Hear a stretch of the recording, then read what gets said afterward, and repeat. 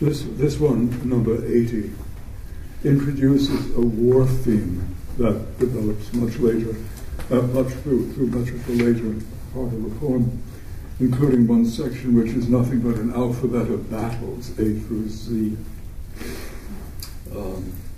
A starts with Antietam, and Z was the Zulu War. You could fill in the rest. You know them too. Unless you know them too, we all know them. Well, anyway, but this introduces the war thing with the Iliad. Just a passage, just a remembrance of the Iliad. No action in the Achaean fleet assembled. Even killing has to wait for night. Uneasy shepherds grumbling at their sheep. This is no place for an animal, a man with eyes. Something is about to begin. Arms spread to catch a living noise from the sky. Old women wore veils when I grew up. Matron's eyes behind violet organdy, gauzy with little flecks of flowers, a line looped around the light. Always had to coat their presences, or else they'd overwhelm us. Too much evidence, too many islands. Sometimes things are done and never know it. A court hand engrossing a charter. All good comes from the queen. To her I recommend this rubble, comely pebbles on the midnight ocean, lit only by the intelligence, the dark pain that can't help seeing.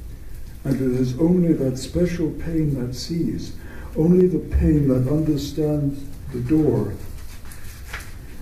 And the little boy who watched the fire exit all through the movie and understood that led to the real mystery, the thing outside the theater, on the other side of all this art. But you could only get there through this confusion.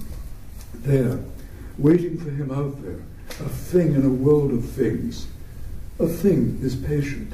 Often they told him about heaven. He guessed it was a place where understanding was.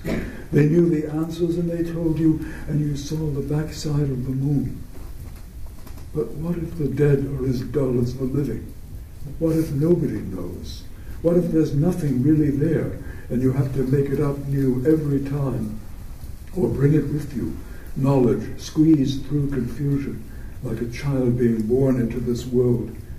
And there it would be, in the other, a gasping knowledge full of pain and relief, licked into shape by a weird, that is, fated geology, where stones are soft again and cool fire plays around your hips.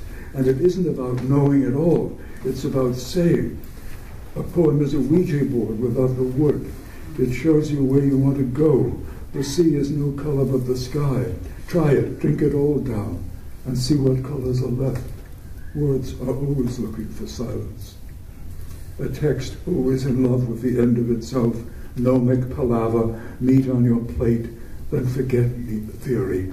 Nietzsche is just mustard now, changes the taste of what you think, just enough to make you think he thought it, the crucified, the one with powerful ideas, until he sang. Music is no way to please the muses, or only one way.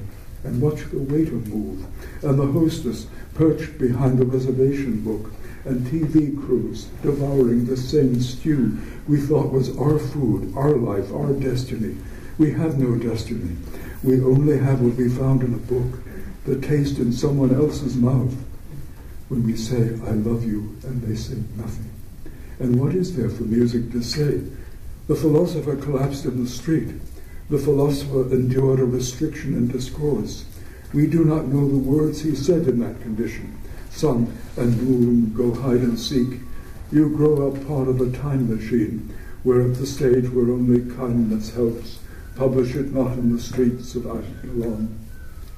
No one listens to the silence in the heart, whose sound is it one thing can save us. Us always you're talking. There is no us. That's the problem. If there were us, we would be living at this hour, not this rain of flies on Pershing Square. Which is, as you know, in Los Angeles, where the name really comes from the great General Pershing of the First World War, American troops, introducing that war thing.